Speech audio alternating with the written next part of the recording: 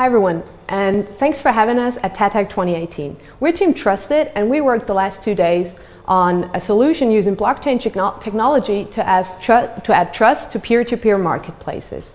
I'm sure you've all used a peer-to-peer marketplace such as Craigslist, Milanuncios, or eBay. Well, when I first moved to Amsterdam, I was actually looking for a new bike, and I had to look at different ads on these marketplaces.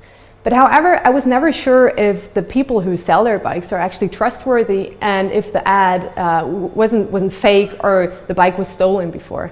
So how can we actually establish a chain of trust on these networks? Well, our answer in terms of technology is very simple. It's just blockchain, and more specifically, Hyperledger Fabric. But how does it work? So whenever my friend Phil goes to a store and buys a bike, he can then register it online on our blockchain. And then we verify with the store that the transaction was legit.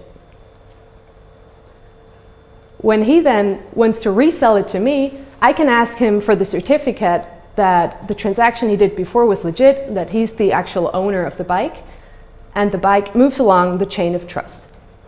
So what would happen if the bike was stolen from me? Well, in that case, the chain of trust would break because I would for sure not verify that I sold the bike to the thief. So let's have a look at how this would work on one of the marketplaces such as eBay. So here you can see a list of ads, and if we have a look at the first bike, we see the certificate is crossed. So this bike is most probably not safe to buy, and here we see that it was stolen.